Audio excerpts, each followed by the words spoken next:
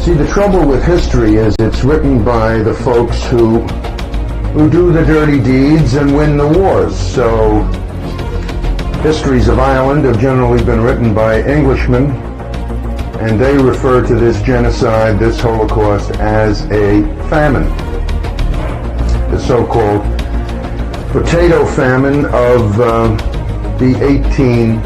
late 1840s. Went on for about 4 years, and during that time the Irish population went from 8 or 9 million down to 4 million, and of the 4 or 5 million people that were lost, 2 or 3 million died, and another 2 million emigrated to America.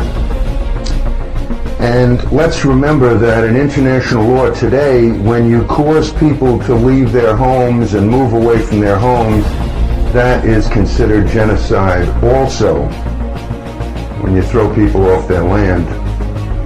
Now, what happened? Well, we know the potato crop failed, okay? But what is never mentioned in the history books is that that was the only crop that failed. Wheat, barley, all the other farm cash crops were doing very, very well. There were huge stores of food in Ireland as people were dying by the roadsides, their mouths green from eating grass. Okay? Women with their babies dying by the road. Okay. Now, what led up to this famine? Well, I've read many books on Irish history. In fact, I'm taking a course right now with a gentleman named Hank McNally. And the English, when they moved into Ireland, began to steal Irish land. This is what colonizers do. Instead of stealing the land from Indians in America, they were stealing it from the Irish. And these Englishmen were Protestants. They not only stole Irish land, they insisted that the Catholics become Protestants. And if they did not, it was considered by the English to be a reason to steal the land. And if you look in 1500, all of the land in Ireland was owned by the Irish. And just a century or so later, 80-90% of the land was owned by the English. So they moved the Irish off of their land. Now, what did they do? This is in the 1600s now. What did they do with those Irishmen they moved off the land? Well, they did two things. There was a guy named Oliver Cromwell. He was a dictator in England. In fact, I think that was his title. And he was called a dictator. In any case, he moved the Irish into the West, which was the worst farmland. He also put them on slave ships and shipped them to the West Indies and colonial America, where Irishmen were sold. Now, this is not indentured servitude. You know, you're going to think, whoa, he's exaggerating. I'm not exaggerating. Irishmen were sold on the slave block right alongside black people from Africa. Put on slave ships just like Africans. Many died on the way, and then they were sold on the slave block and worked as slaves in the West Indies and America. Now, when I tell this to Irish Americans, they absolutely refuse to believe me. They walk away angry at me, the messenger. They won't believe that this is part of their past. And this is where the intermingling of the Irish and black Africans initially occurred. And this is one of the reasons you find so many black men with Irish names.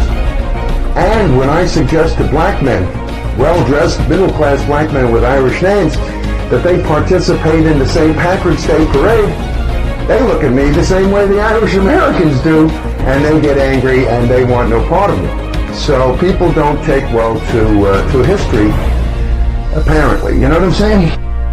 Oh, there was something called the penal laws, okay, which happened at the beginning of the 1700s, beginning of the 18th century, where the Catholic religion was outlawed.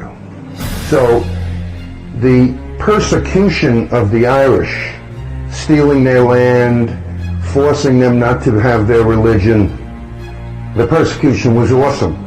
So this starvation program was just the last straw. Now, how did it happen? Well, yes, there was a potato blight that ruined the potato crop. The Irish, that's all they ate. They couldn't get the barley, the wheat, and the other crops because their land had been stolen, and those lands were owned by English gentry. And they were not about to part with any of their money or any of their crops. So the Irish could not use the barley, the wheat, whatever.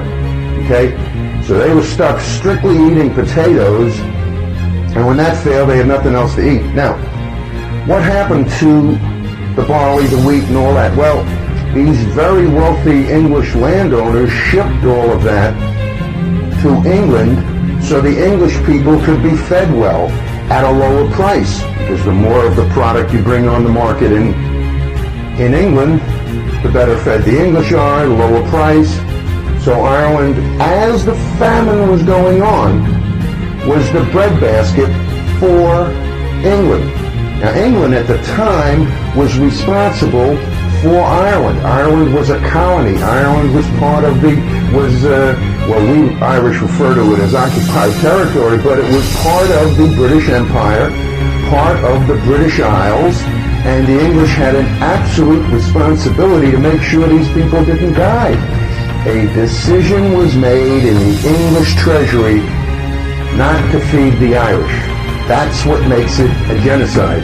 This was an official decision at the British Treasury not to use any of the barley, the wheat, all of the bounty of Ireland to feed its people. And that's why it is, in fact, a genocide. Just moving the Irish off their land beginning in the 1600s was a genocide. So that's the story, ladies and gentlemen. Have a good day.